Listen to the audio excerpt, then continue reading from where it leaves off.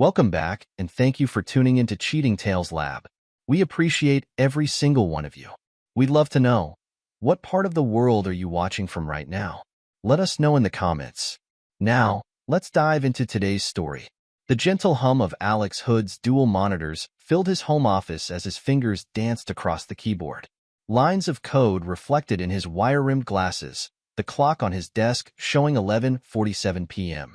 A half-empty cup of coffee had gone cold beside his mousepad, the ceramic surface bearing the faded words, "World's Best Dad," a Father's Day gift from Thomas 3 years ago.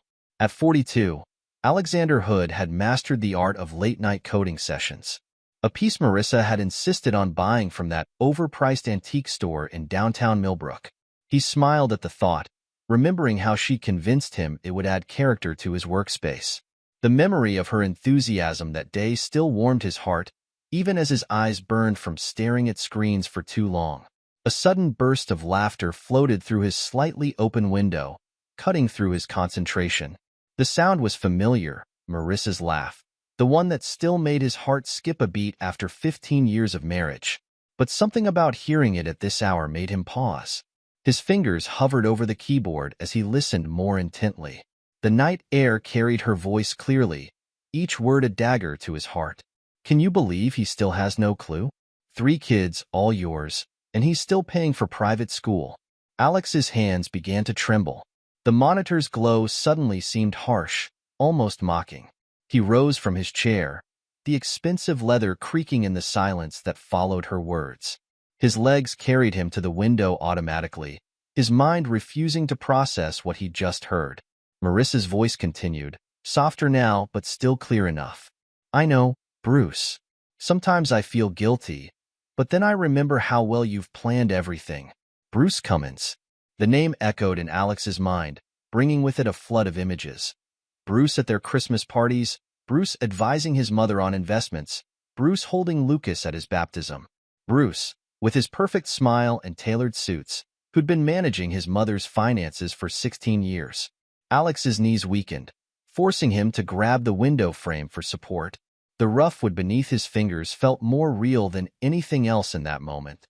Outside, Marissa paced the garden path, her silhouette illuminated by the security lights. She wore her favorite silk robe, the one he'd bought her last anniversary. Her free hand gesticulated animatedly as she spoke, unaware of her audience. Next week? Yes, I can make that work, she continued, her voice taking on that playful tone Alex had always loved. Caroline's beach house is perfect this time of year. She's already offered to watch the kids. His mother. Caroline was in on this too. The revelation hit him like a physical blow, forcing the air from his lungs. His grip on the window frame tightened until his knuckles turned white. Memories began flooding back, demanding re-examination. Those emergency calls from the hospital that always seemed to come when Bruce was in town. The frequent financial planning meetings with his mother that ran late into the evening. The way Thomas's eyes crinkled when he laughed, just like Bruce's. Emma's auburn hair, so different from his own dark brown or Marissa's blonde. Lucas's natural talent for numbers, mirroring Bruce's financial acumen. He dismissed these thoughts before, laughing off friends' comments about how little his children resembled him. Genetics are funny that way, he'd say, proud of his secure marriage and happy family.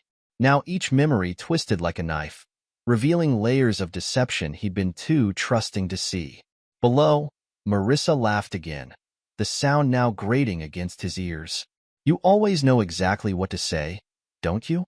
Yes, I'll wear that blue dress you like so much. A pause. I love you too. Good night. Alex watched as his wife ended the call, clutching the phone to her chest with a dreamy smile he'd thought was reserved for him. She stood there for a moment, bathed in moonlight, looking like the woman he'd fallen in love with all those years ago. But now he saw her differently, a stranger wearing his wife's face, an actress who'd perfected her role over 15 years of marriage. She turned and walked back toward the house, her silk robe shimming in the security lights. Alex stepped back from the window, moving silently through his office. He couldn't face her, not now. Not when everything he thought he knew about his life had just been revealed as an elaborate lie. His computer screen still glowed with the project he'd been working on, lines of code for a new software feature that suddenly seemed meaningless. The world's best dad, Mug mocked him from the desk. He fought the urge to sweep everything onto the floor, to shatter the carefully maintained facade of his life, just as his reality had been shattered. Instead, he sank back into his chair, his movements mechanical. The leather no longer felt comfortable. Nothing felt right anymore. He could hear Marissa's footsteps downstairs, moving through their kitchen, the routine sounds of their home, the hum of the refrigerator, the distant tick of the grandfather clock in the hallway, the soft whir of his computer's cooling fan. All seemed to take on a sinister quality. His trembling hands found his phone. Opening his browser, he typed Bruce Cummins into the search bar, something he'd never felt the need to do before. Images loaded. Bruce at charity events, Bruce receiving awards for his financial advisory work, Bruce with his wife Krista at social gatherings. In each photo, that perfect smile beamed back at him, the smile his children had inherited. The sound of Marissa's footsteps on the stairs snapped him back to reality. Quickly, he closed the browser and turned back to his code. The door handle turned, and she appeared in the doorway, still wrapped in her silk robe. "You're still up?" Her voice carried the same warmth it always had, but now Alex heard the artifice in it. "Don't work too hard, honey. Coming to bed soon?" He forced himself to look at her, to smile as if his world hadn't just imploded. "Just finishing up here. Go ahead, I'll be there in a bit." She blew him a kiss, a gesture she'd done thousands of times before, and closed the door. Alex waited until her footsteps faded before allowing his facade to crumble. His hands clenched into fists as the full weight of the betrayal pressed down on him. Tomorrow, he would begin investigating. Tomorrow, he would start planning. But tonight, in the solitude of his office, Alexander Hood allowed himself to feel the full magnitude of his loss. Silent tears fell onto his keyboard as 15 years of memories transformed from treasured moments into carefully orchestrated deceptions. The next 2 weeks passed in a blur of routine and hidden investigation.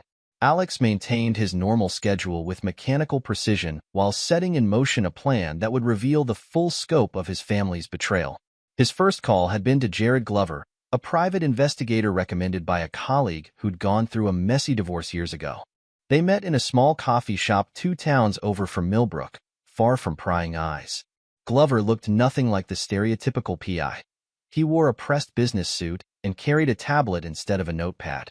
His eyes, though, had that sharp investigative quality that Alex needed. "Tell me everything," Glover said, his voice low and professional as he stirred his Americano. "Leave nothing out." Alex recounted that night's revelation, his voice steady despite the turmoil inside. As he spoke, Glover's fingers moved across his tablet, taking notes with practiced efficiency. 16 years of friendship with Bruce Cummins, Glover mused, looking up from his screen. "And your mother's involvement? That's an interesting angle. We'll start there." Over the following days, Glover's updates arrived in encrypted emails, each one revealing another layer of the deception. The first breakthrough came from Caroline's beach house records. "Your mother's property has been hosting regular financial planning retreats for the past 15 years, Glover reported during their second meeting. "Always when you're away on business trips. The utility bills show consistent usage patterns: water, electricity spikes during these periods." Alex's stomach churned as he reviewed the carefully documented evidence.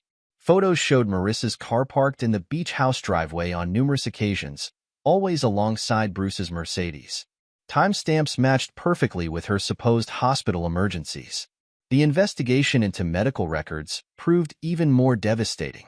Glover's contact at the hospital's records department had discovered a pattern of falsified emergency calls created to provide alibis for Marissa's absences.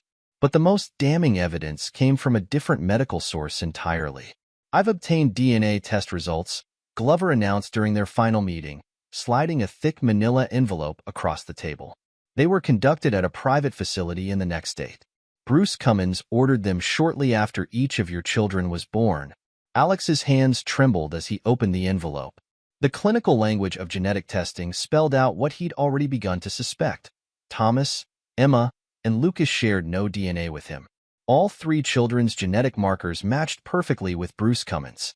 "There's more," Glover continued, his voice gentler now. I've uncovered a series of email exchanges between your mother and Marissa dating back to before your wedding. You should read them yourself. The printed emails told a story that made Alex's blood run cold. His mother had orchestrated the entire relationship, believing Bruce to be a better match for Marissa, but unable to convince her son to break off the engagement. Instead, she created opportunities for Bruce and Marissa to meet, encouraged their affair, and helped maintain their deception for over 15 years. One email from Caroline to Marissa, dated just before the wedding, was particularly revealing. Bruce is the better choice, dear, we both know that. But Alex is stable, successful enough, and completely devoted to you. This way, you can have everything, Alex's stability and Bruce's passion. Trust me, I've thought this through carefully. The betrayal had been methodically planned and executed from the very beginning. His entire marriage had been a carefully constructed lie, with his own mother as the architect. Financial records painted an even clearer picture. Bruce had been channeling money through various accounts, creating a safety net for Marissa and the children. Caroline had helped manage these transactions, using her position as the family matriarch to hide the money transfers within legitimate business dealings. Your mother's beach house isn't just a meeting place, Glover explained, pulling up more documents on his tablet. It's been used as collateral for several investments in Bruce's name. The property itself is part of a complex financial arrangement that benefits both Bruce and Marissa. Alex sat back in his chair, the weight of each revelation pressing down on him. The coffee shop bustled around them, people going about their normal lives while his world continued to unravel with each new piece of evidence. What about Bruce's wife? Alex asked, suddenly thinking of Krista Wagoner Cummins, the elegant woman who'd attended countless family dinners, unknowingly sitting across from her husband's mistress. Glover shook his head. No indication she knows anything. She's as much a victim in this as you are. Though, he paused, checking his notes, there's evidence suggesting Bruce has been moving assets away from their joint accounts for years. He's been preparing for something. The investigation had uncovered a web of deception, so intricate that it took Glover nearly 30 pages to document all the connections. Bank statements, property records, medical files, and surveillance photos painted a picture of betrayal that spanned more than a decade and a half. Mr. Hood, Glover said as their final meeting drew to a close, in my 20 years as an investigator, I've never seen anything quite like this. The level of planning, the duration of the deception, it's unprecedented. Alex nodded, his face a mask of calm that belied the storm raging inside him. Thank you for your thoroughness, Mr. Glover. Your final payment will be transferred today. As he drove home that evening, Alex's mind wandered to his children. No, Bruce's children. Despite everything he'd learned, he couldn't help but see their faces. Thomas concentrating on his homework at the kitchen table, Emma practicing her violin in the living room, Lucas building elaborate structures with his Lego sets. They were innocent in all this, yet their very existence was proof of the betrayal. The hardest part was maintaining normalcy at home. Each morning, he kissed Marissa goodbye as she left for the hospital. Each evening, he helped the children with their homework, played games with them, told them bedtime stories, all while carrying the knowledge that every moment of his family life had been built on lies. But Alexander Hood was no longer the trusting husband who'd stood at that window 2 weeks ago. With each piece of evidence Glover uncovered, a new version of himself emerged, calculating, patient, and determined to orchestrate a reckoning that would shake Millbrook's foundations. Miranda Hughes's office embodied everything about her reputation: sleek, imposing, and meticulously organized. Alex sat across from her desk, watching as she methodically reviewed Glover's findings. She paused, adjusting her wire-rimmed glasses, remarkably comprehensive. Your investigator did excellent work. She looked up, her sharp eyes studying Alex's face. The question is, what do you want to do with it? Alex had chosen Miranda specifically for her reputation. She wasn't known for being kind or understanding. She was known for being ruthless and effective. Her office walls displayed news articles about her most notable cases, each one a testament to her ability to destroy opponents in court. I want everything, Alex replied, his voice calm but firm. But I want it done right. No room for countermoves, no chance for them to prepare. I want them to feel as blindsided as I did. Miranda's lips curved into a slight smile. Then we'll need to be strategic. First, we'll need to secure your assets. I assume you haven't confronted any of them yet? No.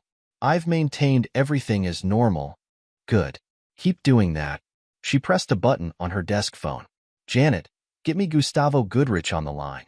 Priority call. Within an hour, Gustavo Goodrich joined them. The financial advisor's reputation matched Miranda's. He specialized in high-stakes divorce cases where assets needed to be protected and relocated quickly and legally. The timing needs to be perfect, Gustavo explained, spreading documents across Miranda's conference table. We'll need to move your assets in stages, nothing too obvious. Offshore accounts, blind trusts, legitimate business investments that can't be easily traced or contested. The next several hours were spent crafting a strategy that would leave nothing to chance. Alex's software company would be prepared for sale, its assets protected through a complex series of transactions. Personal accounts would be secured, properties reassigned, and investments restructured. What about the children? Alex asked, the question he'd been dreading to voice.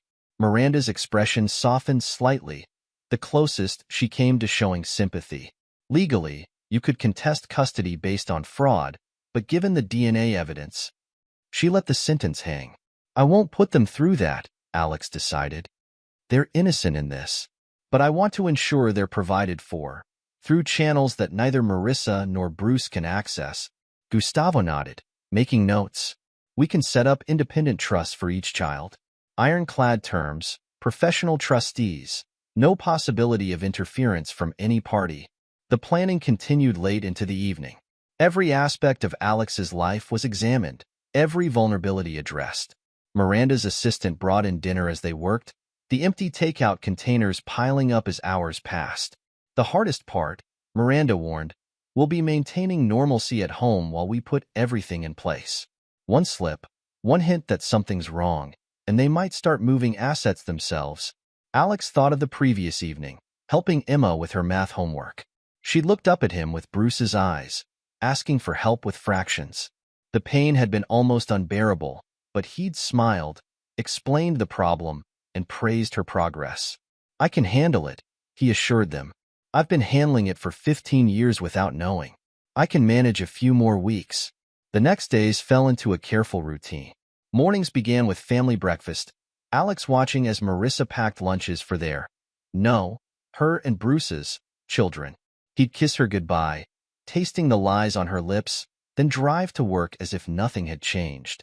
During the day, he methodically prepared his company for what was to come. Private meetings with his executive team focused on restructuring, carefully worded to suggest routine business optimization rather than preparation for sale. Each decision was calculated, each movement precise. The evenings were the most challenging. Family dinners around their mahogany table became exercises in self-control.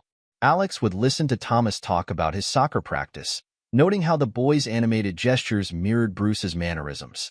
Emma would practice her violin after dinner, the melody haunting the house while Alex sat in his study, pretending to work while actually coordinating with Gustavo through encrypted emails. Lucas, the youngest at 9, proved the most difficult to face. One evening, as Alex helped him build a model rocket, the boy looked up with pure admiration in his eyes, Bruce's eyes, and said, "You're the best dad ever." The words struck like physical blows, but Alex maintained his smile. "Thanks, buddy. Hand me that glue, would you?" Meanwhile, the machinery of his revenge ground forward with relentless precision. Gustavo had created a complex network of financial transfers, each one legal but deliberately difficult to trace. Assets were being moved through multiple jurisdictions, eventually landing in places where they would be virtually impossible to recover. The beauty of it, Gustavo explained during one of their secure video calls, is that everything appears completely normal on the surface. We're not hiding anything. We're just relocating assets through perfectly legitimate channels. Miranda's part of the plan was equally meticulous. She prepared documentation for every possible scenario, anticipating any legal challenges that might arise. Her team worked discreetly, building an airtight case while maintaining absolute confidentiality. We've documented every instance of fraud, she reported during a late-night meeting in her office. The DNA tests, the financial deceptions, your mother's involvement, everything. When we move, they won't have any room to maneuver. The hardest part was watching Marissa continue her deception.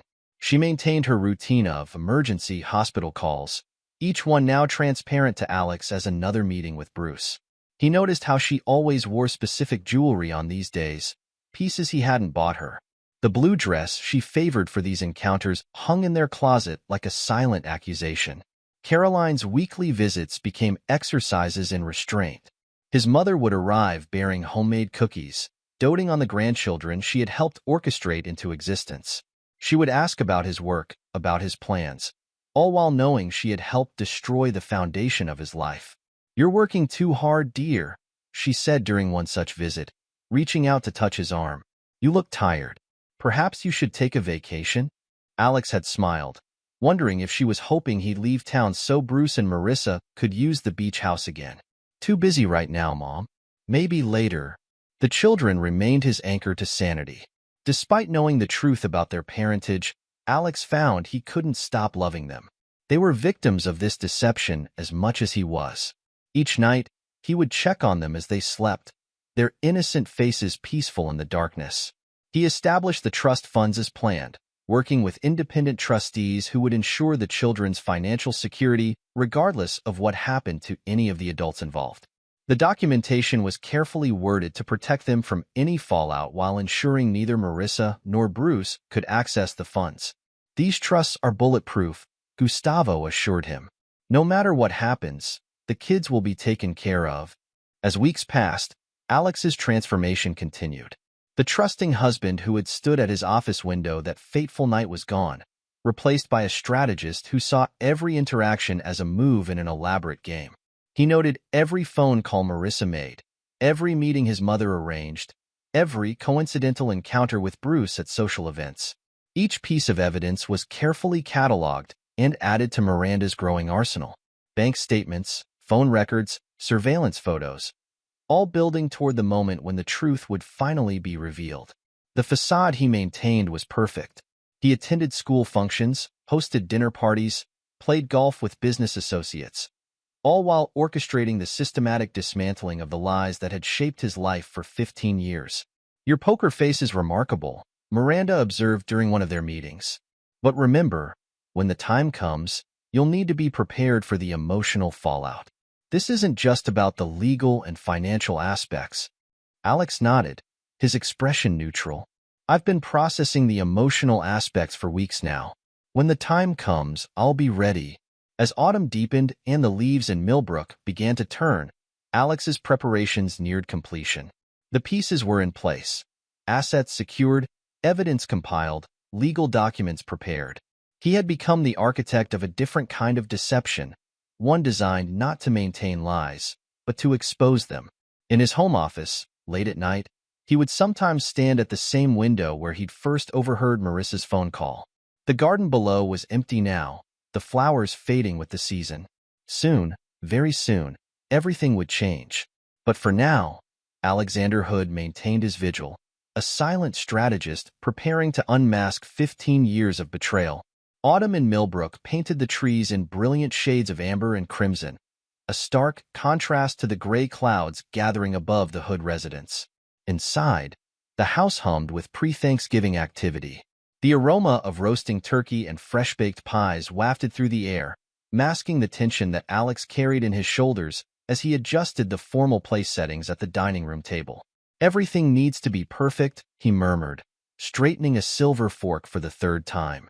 Each place setting contained 2 envelopes, one tucked discreetly under the napkin, another hidden in his study. Timing would be everything. Marissa bustled around the kitchen, her designer dress protected by an apron that read, "Kiss the Cook." She'd been up since dawn, preparing what she thought would be another showcase Thanksgiving dinner for their social circle. The irony of her domestic performance wasn't lost on Alex. "Honey, could you check if your mother needs help bringing in her pies?" Marissa called out, wiping her hands on her apron. "You know how she insists on making them herself." "Of course," Alex replied, his voice steady despite the knowledge of what was to come. The manila envelopes in his study felt like live ammunition, waiting to be deployed. The doorbell chimed. Bruce and Krista Cummins arrived first, perfectly coordinated in autumn colors. Bruce carried a bottle of expensive wine. Alex recognized it as the same vintage they'd shared at his 40th birthday celebration. "Alex, my friend." Bruce's handshake was firm, his smile confident. "Beautiful day for a family gathering." Krista air-kissed Alex's cheeks, her designer perfume lingering in the air. "The house looks lovely." "Marissa's outdone herself again." Alex watched as Bruce's eyes flickered toward the kitchen where Marissa was working. A subtle glance, one he'd seen countless times before, but had never understood until now. "Please, make yourselves comfortable. Drinks are in the living room." Caroline arrived next, bearing her signature pumpkin pies. Her gray hair was perfectly styled, her outfit carefully chosen to project the image of the doting grandmother. "There's my boy," she beamed, reaching up to pat Alex's cheek. "Help your mother with these, won't you?" More guests arrived, carefully selected witnesses to what would unfold. James and Patricia Wellington from the hospital board where Marissa worked. Richard Chun, Bruce's business partner. Sarah and Michael Davidson, neighbors whose teenage daughter babysat for the Hoods. The children were at the kitchen island, helping with last-minute preparations. Thomas stood tall, his movements mirroring Bruce's confident mannerisms. Emma arranged flowers in a vase, her auburn hair, Bruce's hair, caught in the afternoon light. Lucas sat swinging his legs, working on a math puzzle that showed the same aptitude for numbers his biological father possessed. "Everything's ready," Marissa announced, removing her apron to reveal her carefully chosen dress. "Shall we begin?" The guests settled around the massive dining table, a tableau of affluent suburban life. Crystal glasses sparkled under the chandelier light. Silver cutlery gleamed against crisp linen napkins. Each place setting concealed its explosive secret. Alex rose to give the traditional toast, crystal glass in hand. The room quieted, all eyes turning to him expectantly. This was the moment weeks of preparation had led to. "Before we begin," he said, his voice carrying clearly across the table, "I have something to share with a few of you." He reached beneath his own napkin, making a show of discovering the envelope. "Oh, look at this. There seems to be one for each of you." Confusion flickered across faces as others found their envelopes. Marissa's perfectly manicured fingers trembled slightly as she lifted hers. Bruce's confident smile wavered. Caroline's hand froze halfway to her glass. "Please," Alex continued, his voice taking on an edge that made several guests shift uncomfortably, "open them. I insist." The sound of tearing paper filled the silence. Alex remained standing, watching as the carefully orchestrated moment of revelation unfolded. Krista was the first to react. Her sharp intake of breath cut through the room as she stared at the photographs of Bruce entering Caroline's beach house, Marissa at his side. Dates stamped in the corner matched his supposed business trips. Bank statements showed regular transfers to offshore accounts. "What is this?" she whispered, her voice rising. "Bruce." But Bruce was staring at his own envelope, face draining of color as he recognized the DNA test results.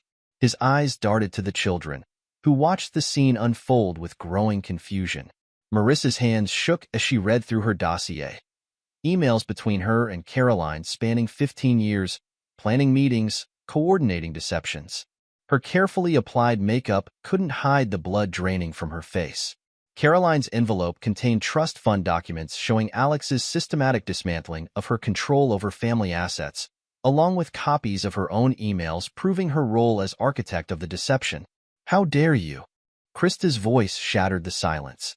She grabbed her wine glass, its contents arcing through the air to splash across Bruce's expensive shirt.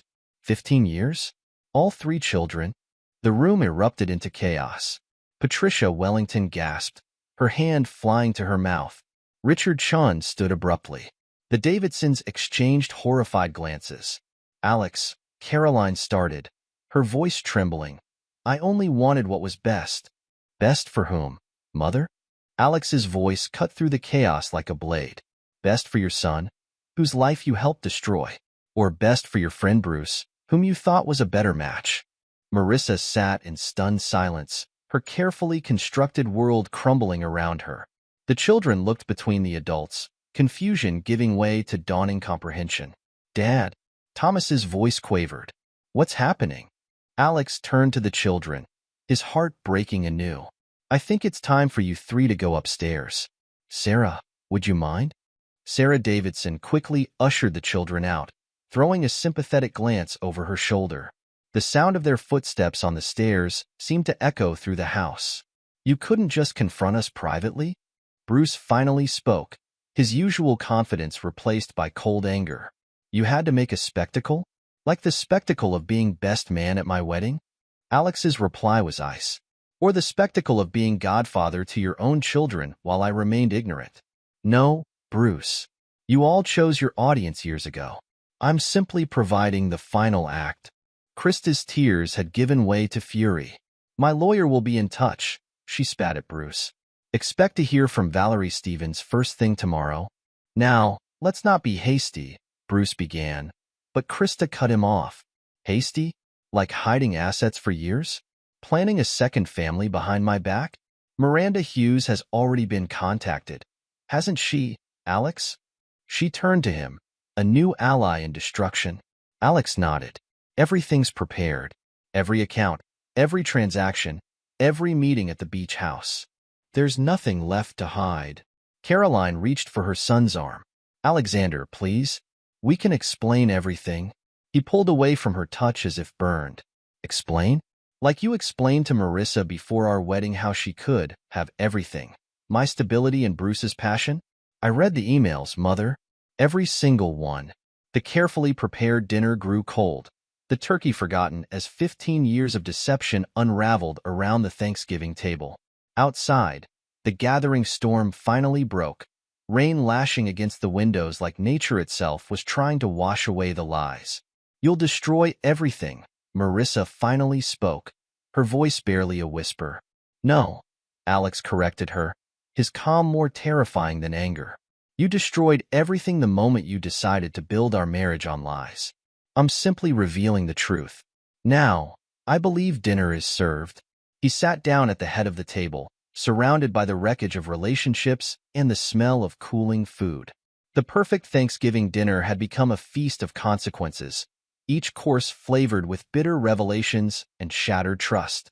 The rain continued to fall outside, marking the beginning of a storm that would reshape the lives of everyone at the table. In his pocket, Alex felt the weight of the second envelope, the one containing the next phase of his carefully orchestrated plan. But that would wait. For now, he watched as 15 years of deception consumed itself in the warm light of his dining room chandelier.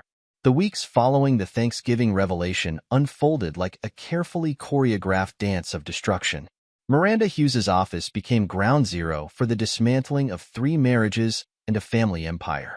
The divorce proceedings will be swift, Miranda explained to Alex, spreading documents across her mahogany desk. Your evidence is comprehensive and frankly, they have no ground to stand on.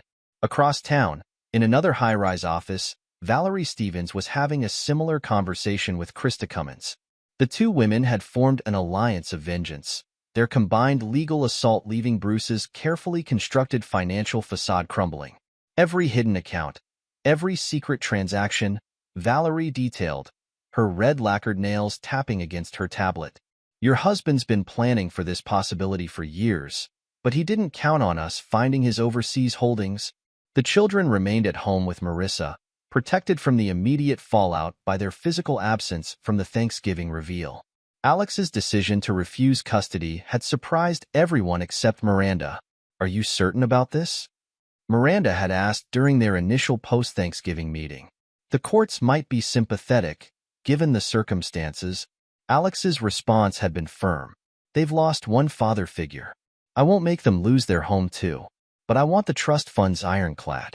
Neither Marissa nor Bruce gets access to a single penny meant for the children. The trust fund arrangements became a masterpiece of legal architecture. Independent trustees, strict disbursement conditions, and educational provisions that would ensure Thomas, Emma, and Lucas would want for nothing despite their parents' choices. Marissa's attempts to contest the divorce terms met with swift, devastating responses. Each challenge was met with another piece of evidence from Alex's carefully compiled dossier. Her lawyer, James Patterson, finally advised her to accept the terms. Mrs. Hood, Patterson had said, his voice heavy with resignation, Mr. Hood's evidence is extensive and irrefutable. Fighting this will only deplete resources better saved for your children's future. The hospital board, presented with evidence of Marissa's falsified emergency calls, launched their own investigation. The prestigious position she'd held for years suddenly seemed precarious. Bruce's financial empire began to crumble under the combined assault of Alex's evidence and Krista's legal team. His clients, many of whom were prominent Millbrook residents, began quietly withdrawing their accounts. The scandal had spread through the town's social circles like wildfire. He's losing everything, Krista informed Alex during one of their strategy meetings. Her initial fury had hardened into cold determination. The house, the summer properties, most of his clients. It's what he deserves. Caroline's attempts to protect her assets proved futile. The family trust, which she'd used as a tool to maintain control over her son's life, had been systematically dismantled. Her social standing in Millbrook, built over decades, evaporated as her role in the deception came to light. I only wanted to protect you, she pleaded during an unsuccessful attempt to meet with Alex at Miranda's office. Bruce had the connections, the influence. You thought you knew better than your own son, Miranda had interrupted, her tone glacial. The documents say otherwise, Mrs. Root.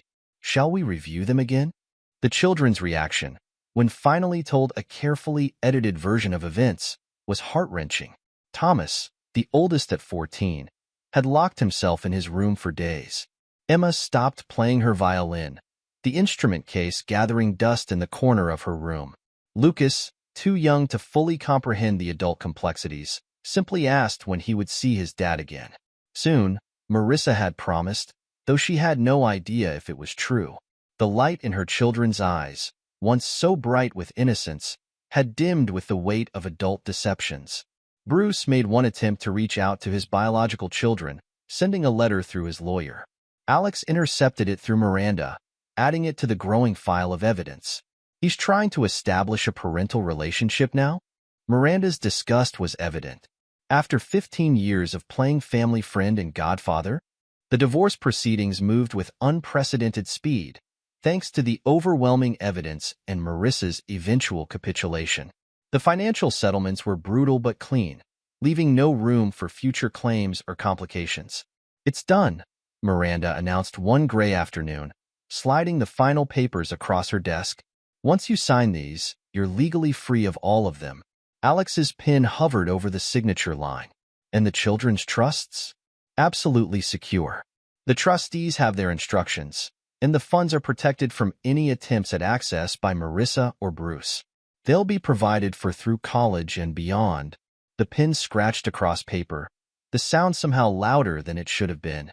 Years of marriage, of family life, of trust and betrayal, reduced to a few signatures and legal stamps.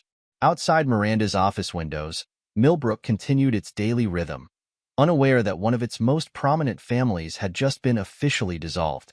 Snow had begun to fall, the first of the season, covering the town in a blanket of white that seemed to mock the idea of purity. There's one more thing, Miranda said, reaching for a final folder.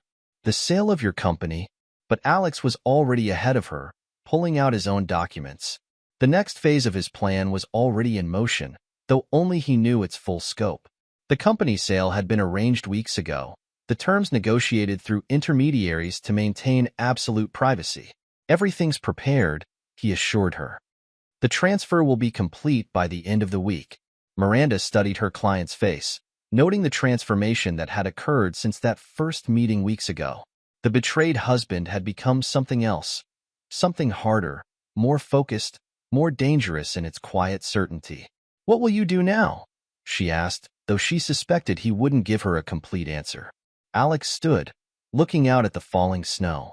In his mind, he could see the next steps unfolding, each one calculated and precise. But those plans would remain his alone, shared only with those who needed to know specific parts. Now, he said, I disappear. The snow continued to fall outside, erasing tracks, covering signs, making everything look clean and new. But beneath that pristine surface, Millbrook was changing. 3 marriages had ended. A financial empire was crumbling. A family had shattered. And Alexander Hood was about to vanish, leaving behind a wake of destruction that would reshape the town's social landscape for years to come. The art of disappearing, Alex discovered, required as much precision as the revenge he'd just orchestrated. Each step had to be carefully planned, each trace thoughtfully erased or redirected. The sale of his company to a competitor had been just the first move in a complex game of personal chess. Luther Haney's Singapore office overlooked the Marina Bay, the city-state's famous skyline reflecting off the water like a promise of new beginnings. The old college friend had received Alex's call with immediate understanding, no questions asked about the urgency or need for discretion. "Everything's arranged," Luther assured him via secure video call, his image slightly distorted by encryption. "The apartment, the necessary introductions, the basic infrastructure you'll need. When can you leave?" Alex glanced around his nearly empty home office, most of his personal items already packed or disposed of. "The company sale finalizes tomorrow. I'll be on a plane the day after." The mechanics of vanishing proved surprisingly complex. Miranda Hughes had handled the legal aspects, ensuring everything was properly documented while revealing nothing about his destination. Gustavo Goodrich had created a labyrinth of financial transfers that would make tracking his movements nearly impossible. "Your assets are secured," Gustavo confirmed during their final meeting. "The transfers will complete through various jurisdictions over the next few weeks. By the time anyone thinks to look, the trail will be cold." The hardest part wasn't the logistics, it was the children. Alex spent one last evening in his study, writing 3 letters to be delivered years in the future. Each one explained his actions, his love, and his reasons for leaving. Miranda would hold them until the right time, when they were old enough to understand. "Dear Thomas," he began the first letter, his pen hovering over the expensive stationery. "By the time you read this, you'll be 18, and you'll know the truth about everything that happened." He wrote until dawn, pouring his heart into each letter, explaining his choices, his love, and his hopes for their futures. The trust funds would ensure their education and opportunities, but these letters would give them something money couldn't buy: understanding. The day of his departure arrived with a crisp winter morning. His home, now empty of personal belongings, echoed with memories he'd never revisit. He walked through each room one last time, remembering the life he'd built and lost. In the kitchen, where family breakfasts had once filled the air with laughter and the scent of coffee. In the living room, where Emma had practiced her violin while Lucas built his Lego cities on the carpet. In Thomas's room, where father and son had spent countless hours discussing soccer strategies and school projects. His final stop was his office, where everything had begun that autumn night. The window still looked out over the garden, though the flowers were long dead now, buried under winter's first snow.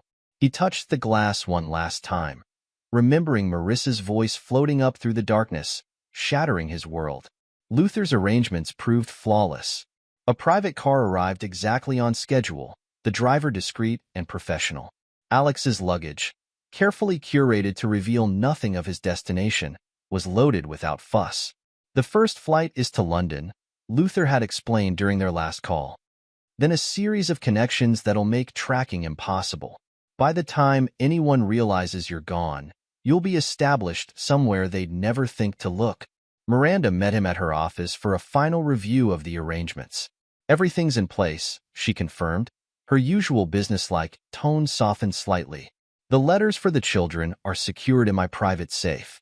The trust fund arrangements are ironclad. The company sale is complete."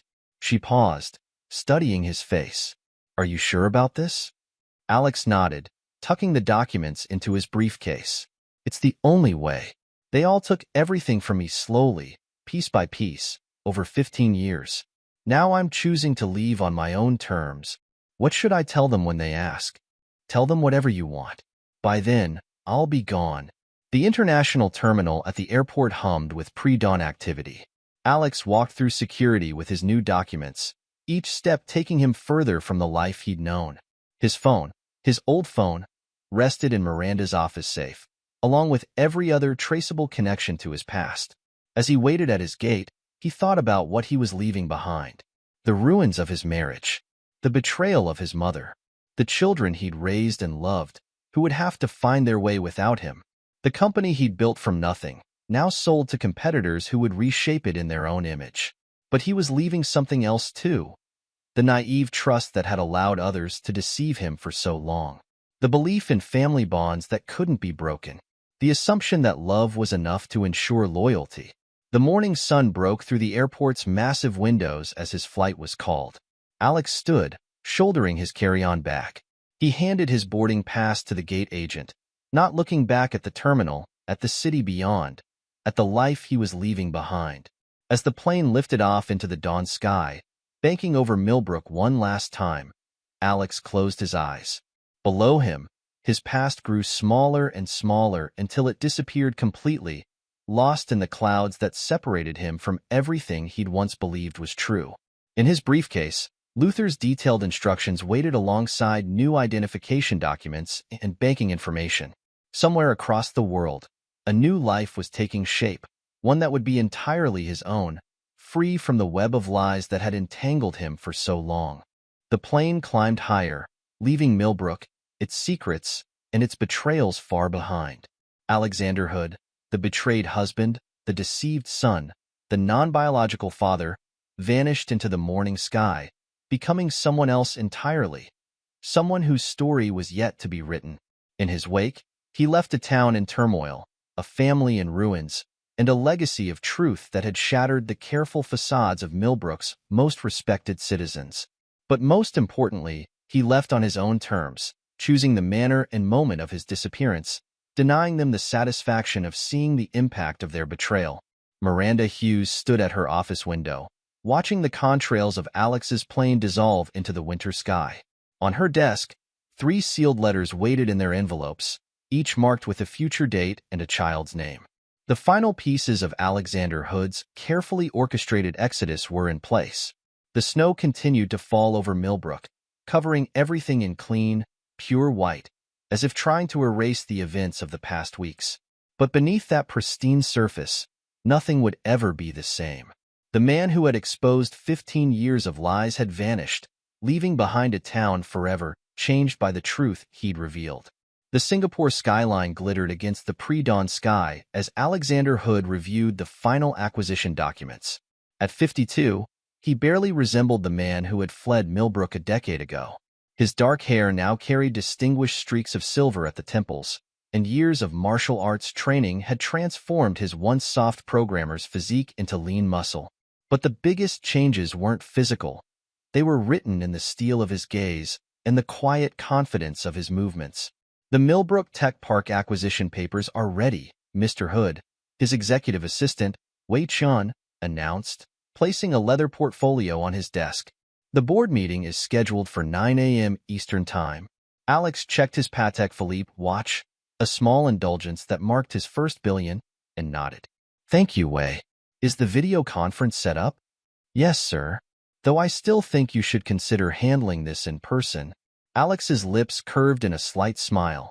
Hood Innovations occupied the top 10 floors of Singapore's most prestigious business tower, a far cry from his humble startup days.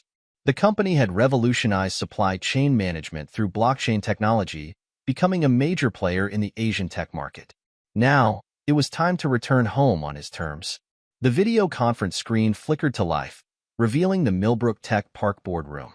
10 years had changed the faces around the table, but not the desperate hope in their eyes.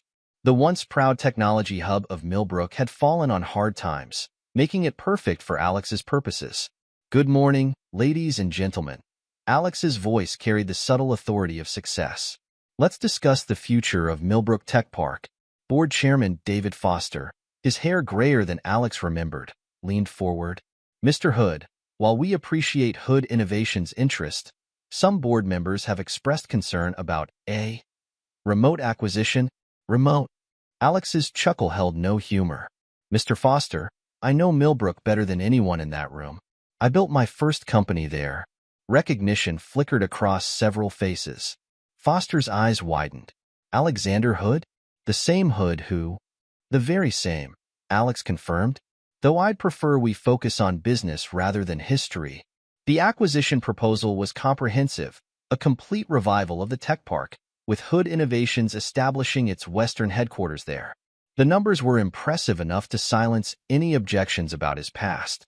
This would bring hundreds of jobs to Millbrook, Foster mused, flipping through the proposal. The economic impact would be transformative, Alex finished. Your technology hub is struggling because it never evolved. We'll change that. Hood Innovations specializes in next-generation supply chain solutions. Blockchain technology, AI integration, automated logistics, everything the modern tech sector needs. The board's questions were technical, focused on financials and implementation timelines. No one dared mention the scandal that had driven him from Millbrook a decade ago, though Alex could see the knowledge in their eyes. As the meeting concluded, Foster cleared his throat. There's one more thing, Mr. Hood. Your return will generate significant local interest. I'm aware. Alex's voice remained neutral. My PR team will handle any media inquiries. Now, shall we sign? The digital signatures were exchanged, contracts executed with clinical precision. Alex sat back in his ergonomic chair, watching the board members file out of their meeting room thousands of miles away. A decade of preparation had led to this moment. Wei entered with a fresh cup of green tea, another habit Alex had acquired in Asia. Congratulations, sir. Should I begin arrangements for the transition team? Yes. And Wei? Alex turned to look out over the Singapore skyline. Book me a penthouse at the Grand Millbrook. It's time I went home. The news of Hood Innovations' acquisition of Millbrook Tech Park broke during morning trading hours. Financial analysts praised the strategic expansion, while local Millbrook press scrambled to connect the dots between the Singapore-based tech giant and their town's most notorious scandal. Alex watched the coverage from his private jet 3 days later, sipping a single malt scotch as headlines scrolled across his tablet. Hood Innovations acquires struggling Millbrook Tech Park. Prodigal son returns. Alex Hood's billion-dollar comeback. From scandal to success. The resurrection of Alexander Hood. The flight from Singapore to Boston's Logan International Airport gave him time to review the changes he'd orchestrated. Hood Innovations' Western headquarters would transform the tech park into a cutting-edge facility. The local economy, which had stagnated in recent years, would experience a renaissance. And Alexander Hood would return not as a victim of betrayal, but as the architect of Millbrook's future. Landing at Logan, Alex found his chosen vehicle waiting, a midnight blue Bentley Continental, understated but unmistakably powerful. The drive to Millbrook gave him time to reacquaint himself with the landscape of his past. The town had changed less than he expected. The same Victorian houses lined the main streets, their facades perhaps a bit more weathered.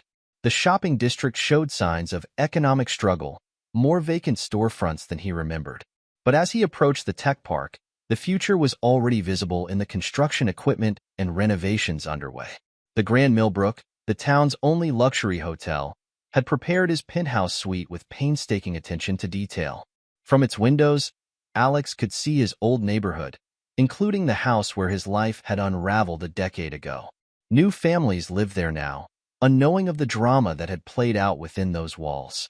Welcome back to Millbrook, Mr. Hood, the hotel manager said, handing over his key card. Is there anything else you require? Alex smiled, his expression revealing nothing of his thoughts. No, thank you. Everything is exactly as it should be. That evening, he stood at his penthouse window, watching the sun set over the town that had both made and broken him. Tomorrow, the business of transformation would begin. Hood Innovations would remake Millbrook's technological landscape, while its CEO's return would force the town to confront its past. His phone buzzed with a message from Miranda Hughes. Everything's ready. The children received their letters last month, as scheduled. Alex nodded to himself, slipping the phone back into his pocket. The first act of his return was complete. Now came the harder part, facing the people whose lives his disappearance had altered forever, and showing them exactly what they had underestimated. The lights of Millbrook twinkled below, a constellation of memories and possibilities. Alexander Hood had returned, bringing with him the power to reshape the town's future. The betrayed husband had become something far more formidable, a force of change that would transform Millbrook into a testament to his resilience and success. The Hood Innovations welcome reception filled the grand Millbrooks ballroom with the town's business and social elite. Alex stood, watching the crowd while appearing to admire the view. A decade of Asian business dealings had taught him the value of careful observation. He noted how the crowd unconsciously divided itself, those who remembered the scandal keeping a respectful distance, while younger entrepreneurs and tech professionals gravitated toward him, eager to connect with the billionaire CEO. The power dynamics had shifted seismically since his departure. "Mr. Hood?" A familiar voice made him turn. Marissa stood there, her blonde hair now streaked with gray, wearing a dress that had seen better days. The years hadn't been kind to her, etching worry lines around her eyes that makeup couldn't quite conceal. "Dr. Reynolds," he replied coolly, using her maiden name. "This is a private corporate event. I need to talk to you about the children," she pressed, her voice low but urgent. "About support. The trust funds have provided everything as promised." Alex cut her off, his tone carrying the weight of boardroom authority. "Your financial difficulties are your own concern." Her face flushed. "They're your children too, regardless of biology. You raised them." "Until I discovered 15 years of systematic deception," he finished, taking a measured sip of his whiskey. "How is Bruce these days?" "I heard the accounting firm keeps him busy." The mention of Bruce made her flinch. After his financial empire crumbled, Bruce Cummins had been forced to take a position as a junior accountant, his reputation in ruins. The mighty financial advisor reduced to reconciling other people's books. "You've made your point," Marissa hissed. "You've won. You're successful. We're struggling. Isn't that enough?" Alex turned to face her fully, his expression impassive. "This isn't about winning, Marissa. This is about consequences. Every choice has them, yours, Bruce's, my mother's, and mine. I chose to rebuild. What did you choose?" Before she could respond, a commotion near the ballroom entrance drew their attention. Thomas, Emma, and Lucas, now 24, 22, and 19 respectively, stood in the doorway, their presence causing a ripple of whispers through the crowd. Alex had seen photos. Of course, Miranda kept him updated on their major life events. But seeing them in person, as adults, made his chest tighten. Thomas had grown into his features, looking so much like Bruce it was startling. Emma carried herself with a dancer's grace, her auburn hair swept up elegantly. Lucas, the youngest, clutched a familiar envelope in his hand, the letter Alex had left with Miranda. "Dad," Thomas spoke first, his voice deeper than Alex remembered.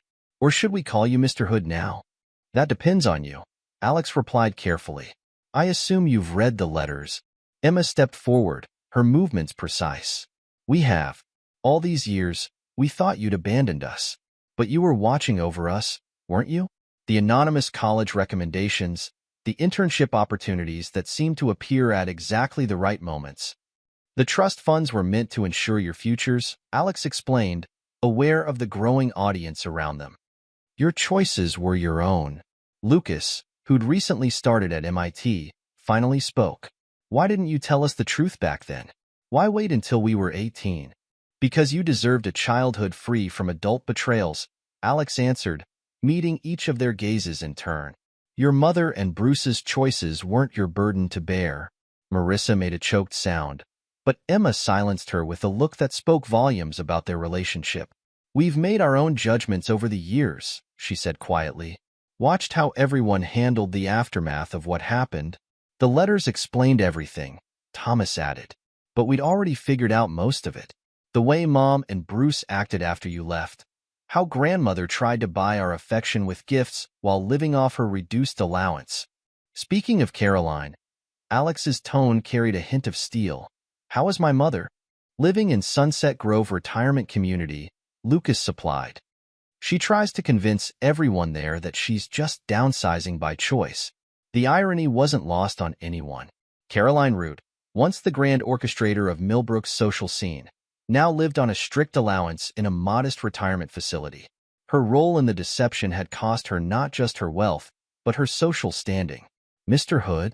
Wei appeared at his elbow. "The Tech Park board members have arrived. They're eager to discuss the renovation timeline." Alex nodded, then turned back to his former family. My office is always open to you three, he said quietly. Not for money. The trusts handle that, but for anything else you need. The choice to maintain contact is yours. As he moved toward the waiting board members, he heard Marissa's last desperate attempt. Alex, please. The hospital board is reviewing my position. One word from you. He paused, not turning around. Your choices, your consequences, Marissa. I learned that lesson 10 years ago. Now it's your turn. The rest of the evening passed in a blur of business discussions and social niceties.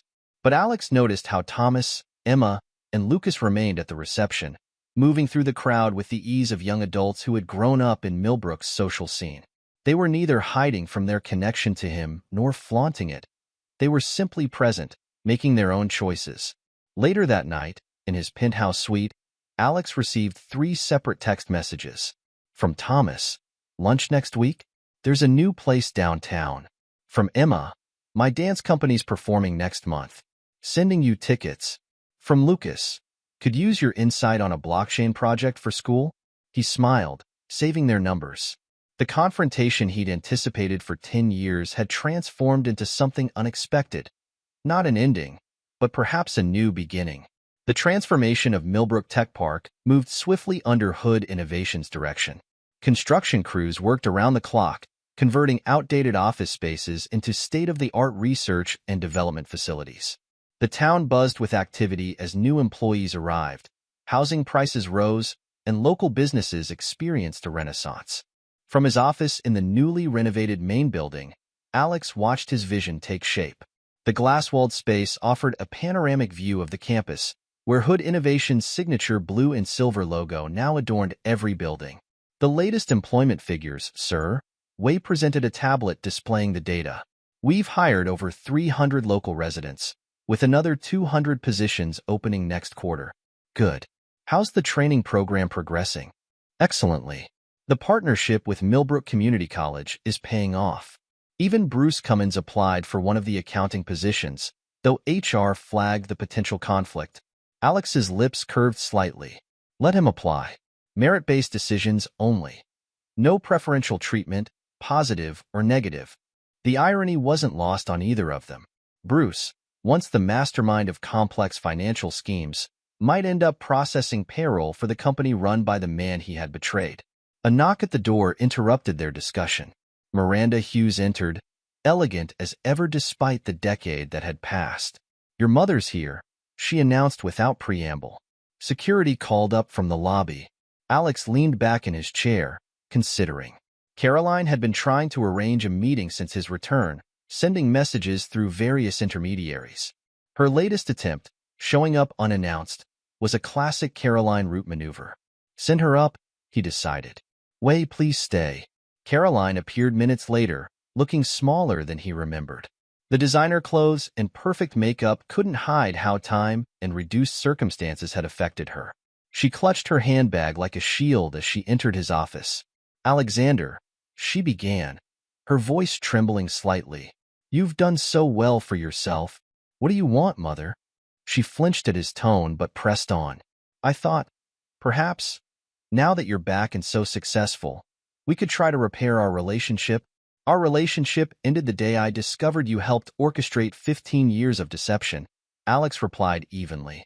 The annual support payments will continue as agreed, provided you maintain your distance.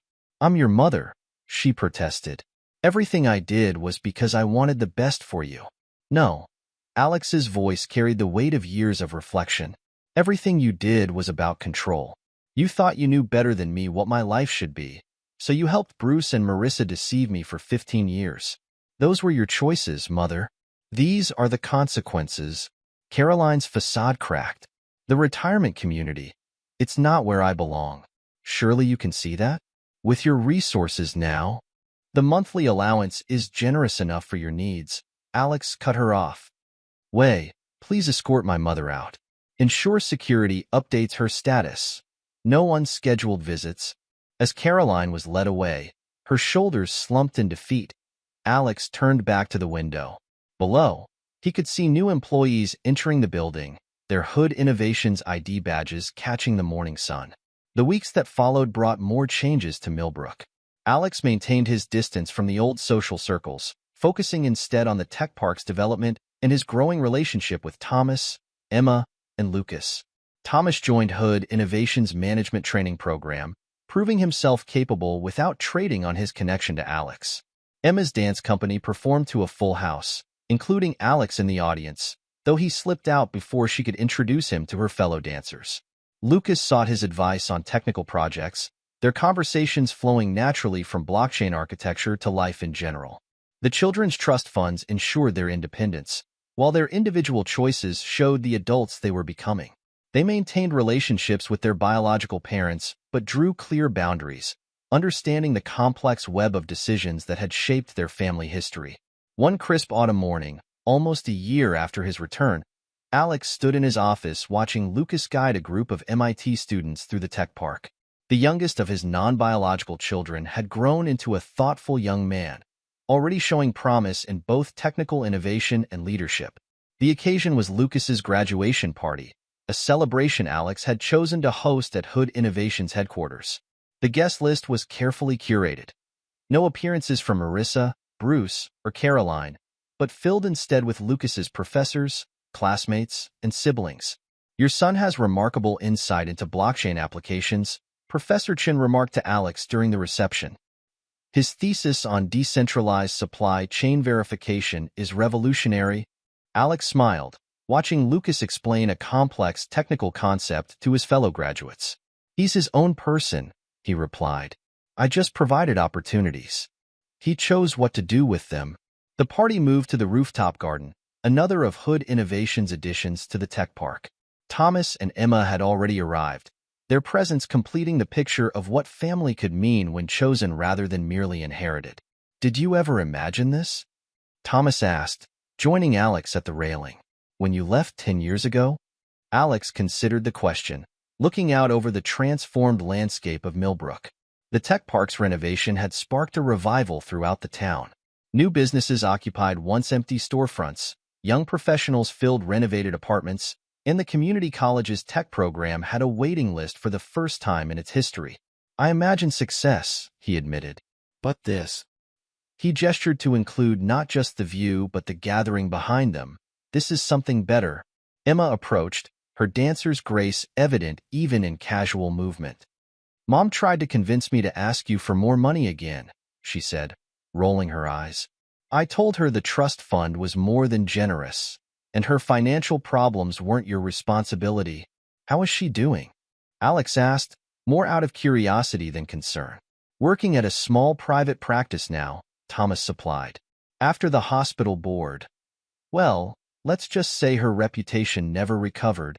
They watched as Lucas accepted congratulations from his peers, his MIT acceptance ring catching the sunlight. The boy who had once built Lego cities on Alex's living room floor had grown into a man of substance and integrity. "You know what's funny?" Lucas joined them, loosening his tie. "Bruce tried to take credit for my natural aptitude for numbers at the last family dinner Mom insisted on. I told him genetic contribution doesn't equal parental influence." The siblings shared a knowing look, years of understanding passed between them. They had watched their biological parents' choices lead to diminished lives while the man who had chosen to love them, despite everything, had shown them a different path. "The trust funds were just money," Emma reflected. "What you really gave us was an example of how to handle betrayal with dignity, how to rebuild without losing ourselves, and how to choose who we want to be," Thomas added, "regardless of DNA." The sun began to set over Millbrook, painting the sky in shades of amber and gold. Below, the tech park's lights began to illuminate, creating a constellation of progress and possibility. The town that had witnessed Alex's humiliation now stood as a testament to his resilience. "I got offered a position in Singapore," Lucas announced suddenly. "Hood Innovations R&D division. Before you say anything, I applied through normal channels, used a different last name. Earned it on my own merits." Alex nodded, pride evident in his expression. "When do you start?" "That depends," Lucas grinned.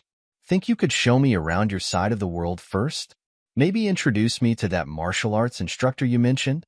The request hung in the air, representing more than just a job or a trip. It was an acknowledgement of the relationship they had built, one founded on choice rather than obligation. "I'd like that," Alex said simply. As the party continued around them, Alex reflected on the journey that had brought them here. The betrayal that had shattered his world had also freed him to create something new. Not just a successful company or a transformed town, but a different kind of family, one built on truth, choice, and mutual respect. The residents of Millbrook still whispered about the scandal sometimes, but more often they spoke of the transformation, both of their town and the man who had returned to remake it. They pointed to the Hood Innovations campus as a symbol of what was possible when tragedy became fuel for triumph. But for Alex, standing with the three young adults who had chosen to keep him in their lives, the real victory wasn't in the buildings or the business success. It was in the understanding that family, real family, could be built from the ashes of betrayal, stronger for being chosen rather than merely inherited. The sun set on Millbrook, and with it, the last shadows of old wounds faded. Alexander Hood had found something better than revenge. He had found peace, purpose, and a family bound by choice rather than blood. His new life, built on the foundation of integrity and determination, stood as a testament not to what he had lost, but to what he had chosen to create. In the end, the story that Millbrook would remember wasn't just about the betrayed husband who became a billionaire. It was about a man who showed that the strongest bonds aren't those we're born into, but those we choose to forge, maintain, and honor through our actions and choices. The tech park's lights twinkled below like stars, a constellation of possibilities realized. Alex stood surrounded by his chosen family, watching Lucas explain his blockchain theories to eager listeners, seeing Thomas discuss management strategies with department heads, and observing Emma's quiet confidence as she navigated the social dynamics with practiced ease. This was his legacy. Not the buildings, not the wealth, but the living proof that integrity, resilience, and the courage to choose one's own path could transform even the deepest betrayal into a foundation for something greater. In the end, Alex had built more than a successful company. He had created a testament to the power of choosing who we become, regardless of who we were meant to be. Epilogue: 5 years after Alex's return to Millbrook. The autumn wind scattered golden leaves across the grounds of Sunset Grove Retirement Community, where Caroline Root sat in her modest apartment, watching a financial news segment about Hood Innovations' latest breakthrough. Her son's company had just announced a revolutionary blockchain platform that would transform global supply chains, sending the stock price soaring to unprecedented heights. The irony wasn't lost on her. 15 years ago, she had orchestrated what she thought was best for her son's future, believing Bruce Cummins to be the better connection. Now, her monthly allowance, generous but strictly controlled, came from the very son whose life she had tried to manipulate. Her phone buzzed with a text from her grandson Lucas, now a rising star in Hood Innovations' Singapore R&D division. Like all her grandchildren's messages, it was polite but distant, sharing professional news without personal warmth. The children had learned the cost of manipulation from watching their parents and grandmother fall from grace.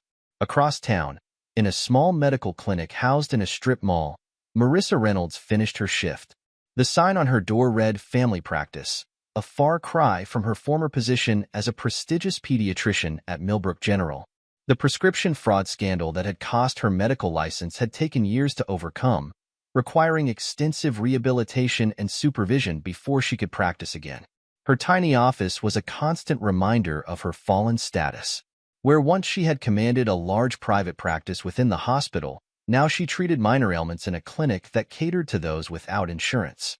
The walls, once adorned with prestigious certificates, now held only her basic medical license, newly reinstated, but permanently marked with restrictions.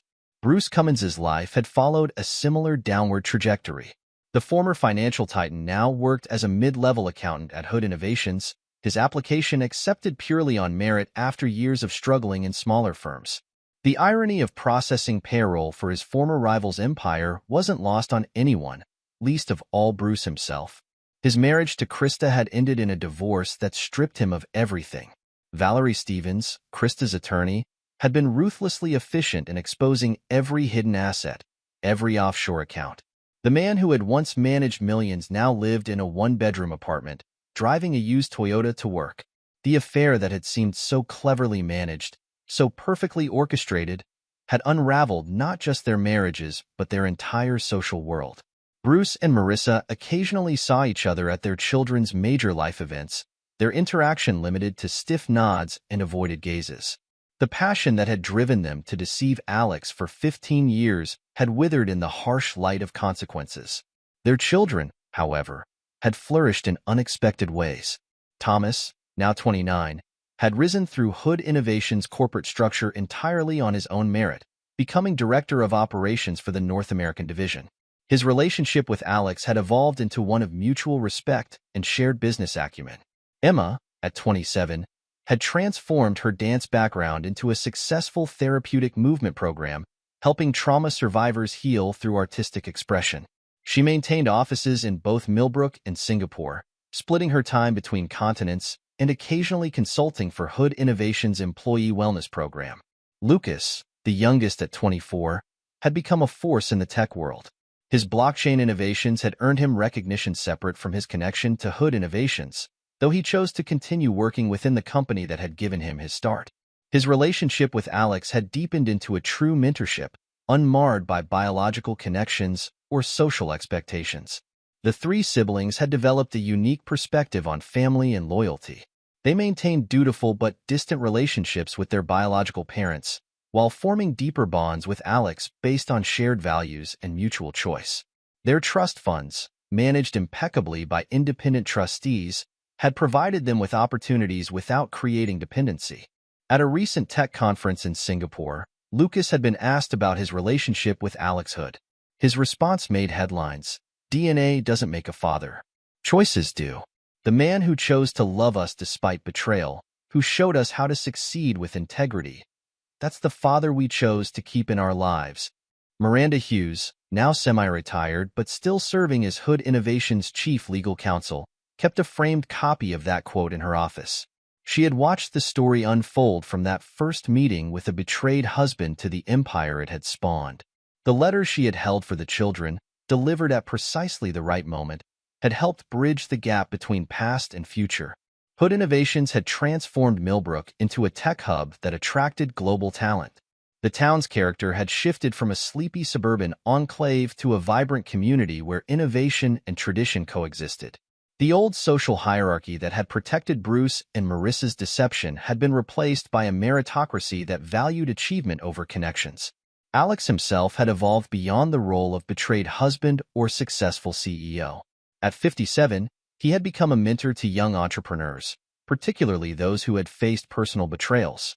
His story had become a case study in business schools, not just for its technical success but for its lessons about integrity and resilience. He maintained his practice of martial arts, the discipline helping him stay grounded despite his massive success. His Singapore dojo still reserved early morning hours for his private training, though he now spent equal time between Asia and Millbrook.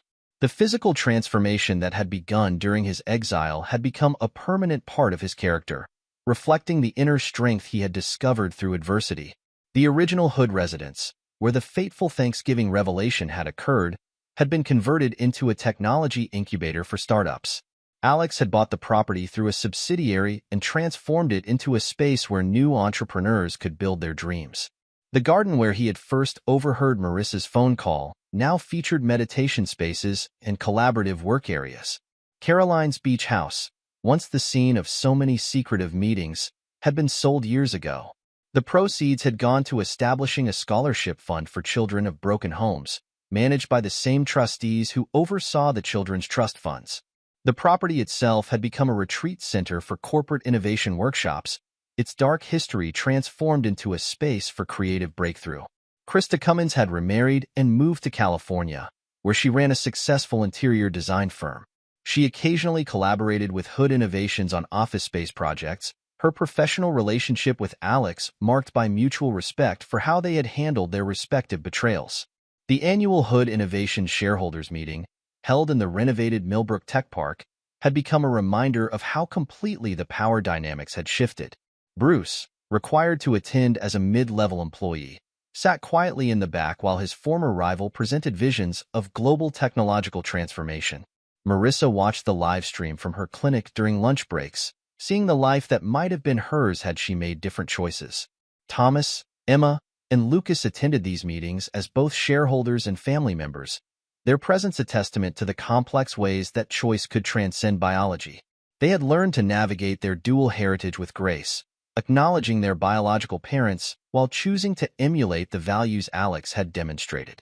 On particularly clear days, Alex sometimes stood in his office atop the Hood Innovations Tower, looking out over the town that had witnessed both his humiliation and his triumph. The view reminded him of his Singapore office, though the landscapes could not be more different. Both perspectives represented the same truth, that success was the best revenge, but peace was an even better victory. His relationship with his children had evolved into something unique in the annals of family dynamics. They were bound not by obligation or DNA, but by shared values and mutual choice. Each had found their own path while maintaining the connection they had chosen to preserve. During a recent graduation ceremony at MIT, where Lucas had been invited to give the commencement speech, the young man had spoken about the nature of family and choice.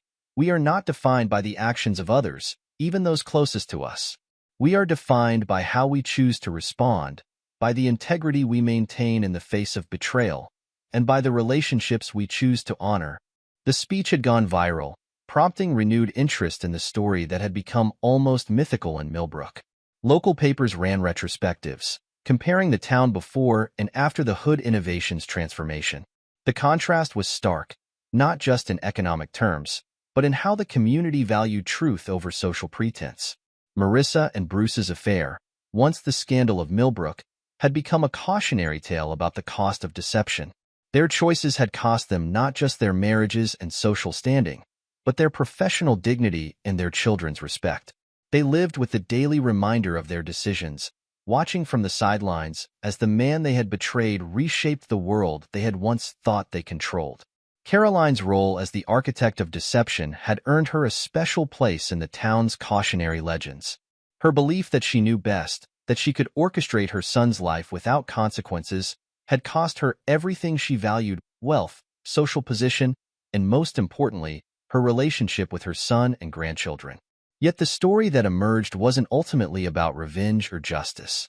It was about transformation of a man, a family, a town, and the very nature of success.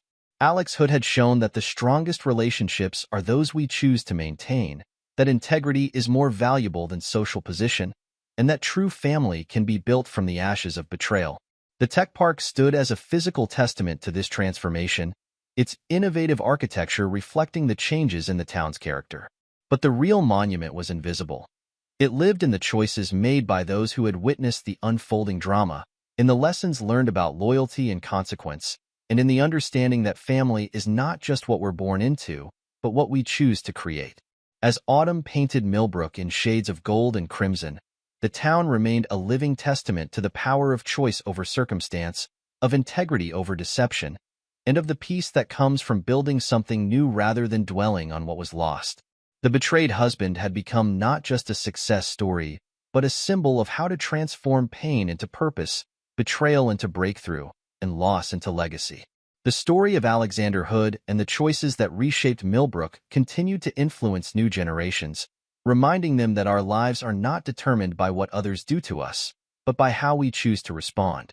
In the end, the greatest triumph was not in the wealth created or the empires built, but in the demonstration that character, choice, and integrity could transform even the deepest betrayal into a foundation for something greater than revenge, a legacy of resilience, wisdom, and the power of choosing one's own path. This is where our story comes to an end. Share your thoughts in the comments section. Thanks for your time. If you enjoy this story, please subscribe to this channel. Click on the video you see on the screen, and I will see you there.